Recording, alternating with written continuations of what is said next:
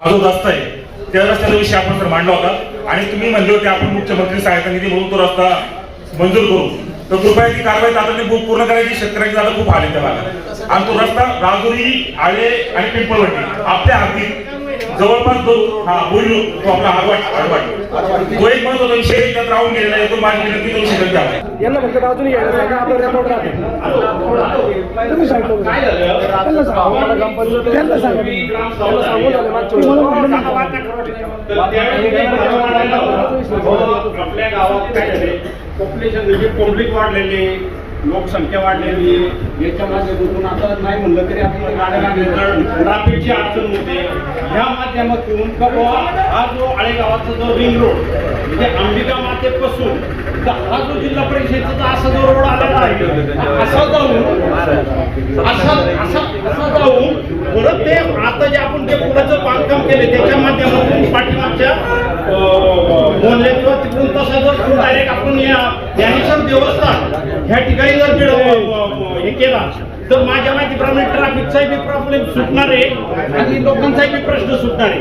दुसरी गोष्ट अशी ऐनवेळच्या विषयात मी जो विषय मांडला सरपंच ऐनवेळच्या विषय जो मी विषय मांडला का बाबा त्या जो आपल्या कचऱ्याच्या माध्यमातून आज हा कचरा हा प्रश्न फार मोठा भेडसोडतोय. याच्या माध्यमातून आपण तिकडे जागा घेतली गाड्या चालू आहेत पण लोक का त्याचं फॉलोअप घेत नाही याच्या माध्यमातून त्याच्यावर काय कारवाई म्हणून मी मागच्या वेळेस तो ठराव मांडला का मी जर समजा कुणी निदर्शनास आलो तर त्याची दक्षता घेतली नाही तर तहसीलदार प्रांत कलेक्टर का त्यांच्या ज्या हे काही जे प्रश्न मांडलेत ना त्यांची उत्तर द्या. आता जे रामदास शिंदे विषय मांडला का रिंग रोड अंबाबाईचा जो रिंग रोड इथपर्यंत झालेला आहे आणि हा रोड आता वस्तीपासून बाजारपेठाचा रिंग रोड व्हावा आणि त्या रिंग रोडची अतिशय जवळ आहे. माझ्या रोडची रुंदी कमी आहे. उद्या जर मोहऱ्यात मयत झाली पुढे लग्नाचा कार्यक्रम असला मयत घेत नाही आणि वड्यात भरपूर जागा आहे ते कोणाची जागा जात नाही जाती तिकोणची शासनाची कोणती कलेक्टर परवानगी आणि तो अगदी सोप्यात होईल तरी एवढी माझी विनंती आपली आतापर्यंत चाललेली ग्रामसभा आणि एकूण सगळ्या विषयांचं काम करायचं घेता आपला तो पहिला विषय होता. आपलं एकूण वृत्त वाचायचं आणि ते उत्तराच्या करायचं. मागच्या सगळ्याला एका ग्रामसभेला मी अध्यक्ष होता नंतर दिगंबर कोडेकर अध्यक्ष होते. त्या दोन्ही ग्रामसभामध्ये जे काही विषय तुम्ही सगळ्यांनी उमटून धरले किंवा जे महत्त्वाचे विषय हायलाइट केले होते त्यामध्ये अनेक मान्यवर होते कॉन्सर्ट असतील किंवा विदेश सगळ्यांना त्याच्यामध्ये जे विषय मांडले होते त्याची कार्यवाही काय झाली जे तुम्हाला आतापर्यंत तुमच्याकडे माहिती पोहोचली ना ते आठवणीपणानं तुम्हाला या ठिकाणी मी सांगतो. त्याच्यामध्ये जे मुद्दे होते ते मी सगळे वाचले जाते तिथे पाहिजे काय वस्तुस्थिती आहे ते तुमच्या समोर ठेवतो. त्याच्यामध्ये पहिलं काम आमची योजना मांडली मागच्या वेळेला की आपला ग्रामपंचायत पुढं चौक आहे त्यासाठी पाणी साठते सुशोभीकरण करा दुरुस्ती करा त्याची आपण नागरिक दखल घेतली. 15 वर्ष आतमध्ये ग्रामपंचायत पुढे पेन बसवले आणि त्याचं आपण सुशोभीकरण करून टाकलं. 2 लाख रुपयाचा पण आपला तो एक स्कीम होता ऑलरेडी मंजूर होता पावसामुळे आपण ते करू शकत होतो. आता आपण ते 15 वर्ष झालं कारण तर आपल्याला प्लॅन होतं की जर सिमेंट रोड करता आला तर एकत्र करायचं पण आता तो काही आपण पूर्ण करून घ्यायचं. त्यानंतर आपल्याला मांडा होता की मच्छर झाले आपल्याला काही उपयोग करायचं तर त्याची आपण आपल्याकडे अंमलबजावणी केली. आपण 2 वॉकिंग मशीन ग्रामपंचायतीनं खरेदी केल्या आणि त्याचा आज 15-16 तारखेपासून वॉकिंग आणि पाठामध्ये चालू आहे. त्याचं काही अडचणी नाही लिक्विड काही मिळत नाही आवश्यक मिळत नाही पण त्याप्रमाणे आपण काम चालू आहे. दुसरा विषय होता की पाणी पुरवठा आपण सगळी चर्चा केली सगळ्या भागाची सगळ्यांसमोर आपण चर्चा केली आपण सविस्तर बोलतोय. त्यानंतर विषय आता शेवटी मांडला की सगळे मंडळ सगळे आपल्याकडे आले होते पंचायतीमध्ये त्याचं 2दा रिव्हिजन झालं की पैसे 15 लाख रुपये ग्रामपंचायत निधी आपण त्या वित्त आयोगाने ते पैसे दिले त्याचं टेंडर झालं. टेंडर ओपन होऊन ते टेंडर ठेकेदारांनी भरलं ठेकेदारांनी टेंडर अलॉट झाले त्याची आमच्याकडे प्रत आलेली आहे. उद्याची आमची 29 सभा आहे ग्रामसभा त्या सभेमध्ये आम्ही लवकर ऑर्डर देणार आहे आणि 1 तारखेपासून मासिक सभा ग्रामसभा लागते ठराव करून द्यावं लागतं. तर त्या मासिक सभेमध्ये मीटिंग आहे आता परवा त्याच्यामध्ये आपण ऑर्डर देऊ 1 तारखेपासून काम चालू होईल त्याची कुठली अडचण राहिलेली नाही. त्यानंतर आपण चर्चा केली, वृक्ष वाटप होता आमच्या मीटिंगमध्ये खूप चर्चा झाली, झाडं वाटा आपण ती झाडं खरेदी केली, काही झाडं शिल्लक पण राहिली, ग्रामस्थांनी ती झाडं नेऊन लागवड पण केली. आता काही सेकंड सर्विस झाडं काही असलेली असतील, आम्ही सांगितलं की प्रत्येक सदस्याने काय करा, 10 झाडं आपली घेऊन जावं वाटमध्ये आणि आता ती खराब होण्यापेक्षा वाया जाण्यापेक्षा ती ग्रामस्थांना तुमच्या सोयीने वाटून टाका. ती पण चर्चा झाली झाली.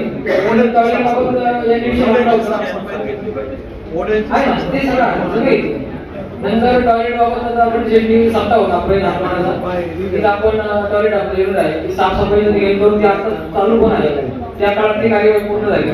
त्यानंतर स्टँडला कुठेही असली पाहिजे असं आपले किरण भुजबळ असतील किंवा सगळ्यांनी मांडला विषय, पण आपल्याला तिथं स्टँडवरती जागेची फार अडचण आहे, तर आपल्या टॉयलेट करते काही जण म्हणाले की रोडच्या जागी सिमेंट आरसी कॉन्क्रीटचे रोड लगत आहे त्याच्यावर उभी करा, एका दोन महिलांची एक दोन पुरुषांची करा. त्याच्यामध्ये सध्या अशी दुकानापुढं जे बिल्डिंग पुढं ती पण उभी करून द्यायलाच तयार नाही. तर त्या शाळा स्टँडला नक्की टॉयलेट असलं पाहिजे, कारण शेवटी गाडी विद्यार्थी असतात, प्रवासी असतात, रिक्षावाले सगळे असतात, दुकानदार असतात, त्यांना त्याची गरज आहे. ही उतारी तुम्ही कुठे होती,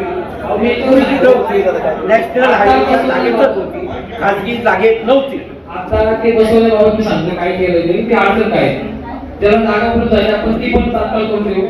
नंतर टप्प्या काढण्याचा विषय होता, तर आम्ही 3 वेळा सतत त्या मासिकमध्ये हा विषय घेऊन संबंधित नोटीस पण दिलेली आहे आणि आपण आपल्या जे काही 3 मुद्दे झाले आपण 40 जागेतून जी मागणी केलेली आहे त्याचा प्रस्ताव जिल्हा परिषदकडं आणि कलेक्टर साहेबांकडं हा आपला अंतिम पत्रिका प्रलंबित आहे.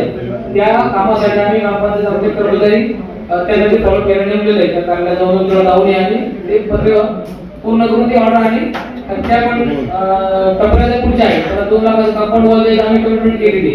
तर टप्प्या काढल्या की त्या शाळेला कंपाऊंड वॉलचा पण प्रश्न मार्गी लागेल, फक्त त्या काढण्याकरता जागी डेव्हलपमेंट परवानगी आणि टप्प्यावाल्या जागा नोटीस हे सगळं पूर्ण झालं, फक्त ऑर्डर पेंडिंग आहे. ते झालं की आपण उद्या म्हणलं की आपण गाडी काढू शकतो. एकूण व्यवसाय किती आहे, 1-2 दिवसामध्ये आपली ऑर्डर झाली एकावर आपण सगळं त्यानंतर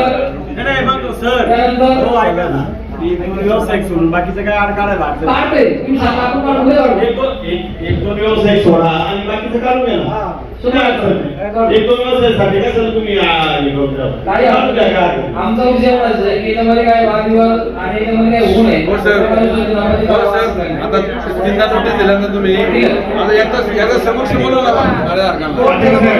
एक दोन काय ज्याची दुकानाचं आवड आहे ना त्याला एक महिना टायमिंग त्या सिटिंग साठी एक दोन ठेवू नका असं काल सर्विस एक दोन एक असे सगळ्या गावाला म्हणजे तुम्ही असे एक दोन ठेवू नका बाकी काढा. ठीक आहे, हे काय त्याच्यावर आपण ओळख करता येत नाही ते काढून कंपाऊंड काम चालू करू. त्यानंतर आपला महत्त्वाचा मांडा पाहिजे की स्टेट लाईट जी आहे हायवेची त्याच्याबाबत आम्ही काम करण्यात 3 वेळा चर्चा केलेली आहे. आता साहेबांना पत्र दिलं आपल्याला आम्ही की आम्हाला हे हायवे वर्क करा. त्यांनी त्याचे कर्मचारी मध्ये आता स्टेट लाईट डिव्हिजनला दुरुस्त केलं. आम्ही नेमकं साहेबांशी आमच्या मुख्यमंत्र्यांना आम्ही स्वतः बोललो की ती हायवे लाईट चालू करा. ते म्हणले तिथून काय चालू बंद करण्याचं ऑपरेशनचं ते काय कोणतं आहे त्याच्याकडे कधी राहत आहे काय अडचण येत आम्ही बघून त्या सगळा मेंटेनन्स टाळले. त्यामुळे त्या लाईटला गेलेले आहे त्यांना आम्ही कालच सांगितलं त्याच्यावर कार्यवाही काय झाली ती आम्ही तिकडे फॉलो घेऊन आम्ही त्या लाईट सगळं चालू करू. त्यानंतर आपल्याकडे महत्त्वाचा विषय असा आहे रिंग रोडचा जर कॉन्ट्रॅक्ट मांडला किंवा मूलभूत पण त्याची गरज आहे.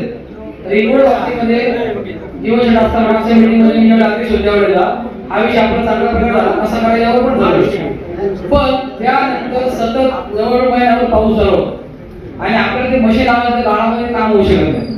आता पाऊस संपलाय, आता ह्या महिन्यामध्ये आपण त्याचा सर्वे करून त्या शेतकऱ्यांशी सगळं कॉन्टॅक्ट करून रस्ता पूर्ण कसा काढायचा ते सगळी चर्चा करून या लोकांना सुद्धा ते काम महिन्याभरात चालू करून संपू पण कारण ते तुमचं काम आहे, फार मोठं काम नाही, पण ते शेतकऱ्यांचा पण वाद होऊ नये हा आपला उद्देश आहे. सगळ्या शेतकऱ्यांना घेऊन आपण करू. हा जो गावचा नकाशा आहे तुमचा सिटी सर्वे गावचा सिटी सर्वे पहा आणि सिटी सर्वे प्रमाणे ज्या जागा उपलब्ध माझं काय म्हणणं आहे, गावचा सिटी सर्वे झालाय की नाही? सिटी सर्वे झाल्याच्या नंतर जे गायन बाकीचं जे राहिलेलं आहे तिथं जागा उपलब्ध आहे.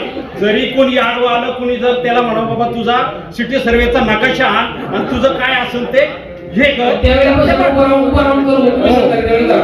नाही काय त्याला का म्हणणार? नकाशा असल्यावर काय प्रश्न आहे? सिटी सर्वेचा आम्ही असल्यावर काय कोणी जरी पंचायत असलं तरी त्याला काय माणसं अडचण? द्यायला तयार आहोत. सगळे उपस्थित राहून सहकार्य करा. तुम्ही सरपंच साहेब, माजी पंतप्रधान नेताजी, माजी पंतप्रधान अटल बिहारी वाजपेयी असताना त्यांच्या कार्यकाळामध्ये मोठ्या गावाच्या दोन्ही बाजून रिंग रोडची अंमलबजावणी करावी. आपल्याला पूर्व बाजूने फक्त रस्ता नाही, हा उत्तर दक्षिण पश्चिम दक्षिण म्हणजे अनामायचे पुन्हा नाही. आता महत्वाचा मुद्दा ही जी मंडळी आता आपण लवण म्हणा आगर म्हणा सॉरी लवण म्हणा भाऊ वळवण वगैरे बाजारात निघालो, गाड्या घोड्या अमुक दुचाकी चारचाकी, इथून आपण काय करू कॉर्नर मारू या पुलापासून तर डायरेक्ट मशिदीच्या पाठीमागून सोसायटीच्या पाठीमागून दळवी वगैरे पावघर ही सगळी मंडळी तर आठवडी बाजारात निघू काय हरकत आहे. आणि भरपूर जागा आहे तुम्ही बघा, फक्त काय करावं लागलं अहो याच्यासाठी 22-40 लाख खर्च नाही, याच्यासाठी फक्त 1-2-3 लाख खर्च आहे. गोडून धरण जेसीबी जास्त नाही काही. मागे माजी जिल्हा परिषद सदस्य माननीय नयनाताई डोके यांच्या प्रयत्नातून जे बंधारे झाले त्यांना भरपूर पाणी आहे, पण ते बंधाऱ्याला देखील धक्का लागत नाही. बंधारे गोड्यावर आहे आणि रस्ता पाठीमागे एवढी जागा शिल्लक.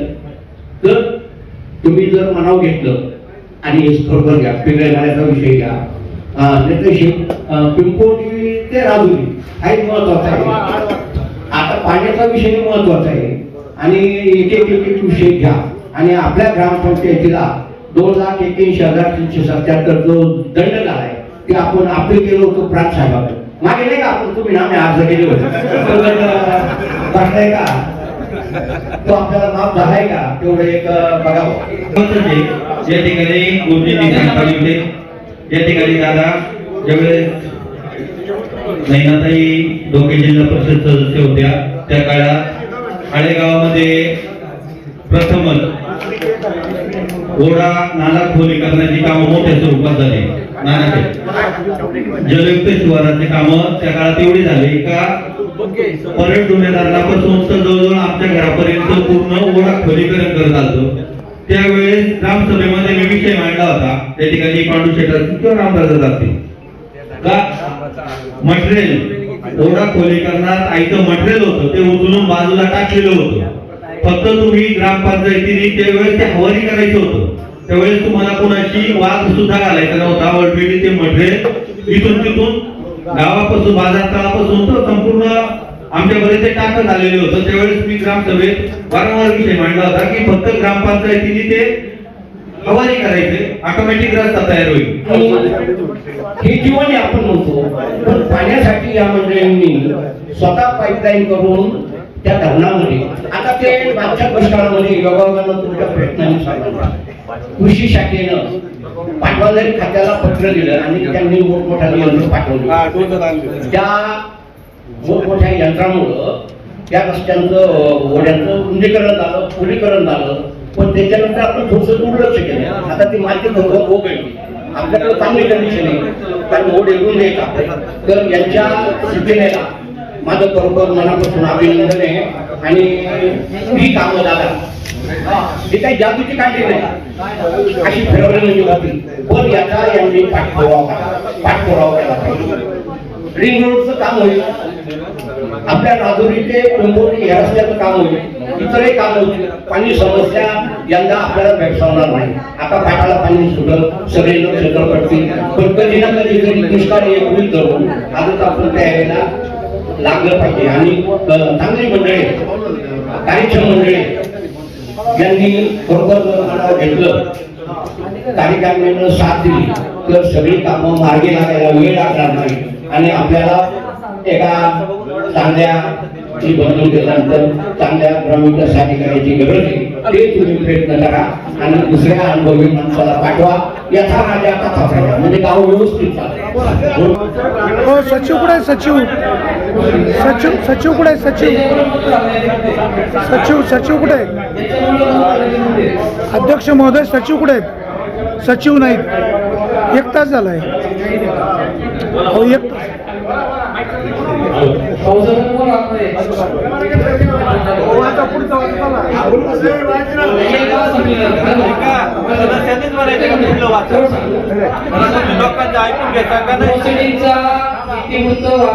ज्या ज्या ठिकाणी मोठ्या प्रमाणात जागे तयार झाली रोड्यामध्ये त्या ठिकाणी मोठ्या प्रमाणामध्ये बिबट्याचा वावर आहे. मोठ्या प्रमाणात आगरमाळ्याच्या अडीच वावरामध्ये साधारण ग्रामस्थांचं म्हणजे 4 ते 5 बिबटे आहेत. एका बिबट्याने माझ्या गाडीवर सुद्धा हल्ला केला त्या ठिकाणी आहे. असं असताना तो जो मुद्दा आहे हा अतिशय गांभीर्य घेण्याचा मुद्दा आहे. हा फक्त पाणी व्यवस्थापन आणि गटार व्यवस्थापन याच्याबरोबर मानवी जीवनाचा प्रश्न आहे. सगळ्यात महत्त्वाचं जुन्या काळात ध्यानात घ्या. या गटार व्यवस्थापनासाठी आम्ही जाऊन आणि पाण्याचा जो पूर्वेकडचा जो हा ओढा जो आहे याचं पाणी एकत्र करून ते पाणी शुद्धीकरण करून शेतीला पुरवावं अशा प्रकारे योजना तुम्ही नसलेल्या काळात बोलते शेवटच्या मिटिंगला आले होत्या त्या गोष्टीकडे आपण सगळं करून तुम्ही तरुण मंडळींनी गावच्या विकासासाठी शेतीच्या विकासासाठी भविष्यासाठी शुद्ध केलेलं पाणी जर शेतीला देता आलं या 2 ओढ्यांचं पाणी किमान 1 ओढ्याचं पाणी 8 सालामध्ये एकत्र येऊ शकतं त्या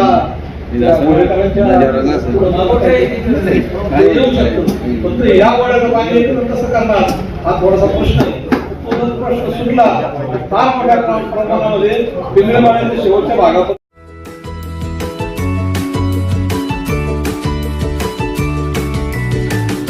बातम्या शेतीच्या, बातम्या मातीच्या, बातम्या अन्यायाच्या, गुन्हेगारीच्या,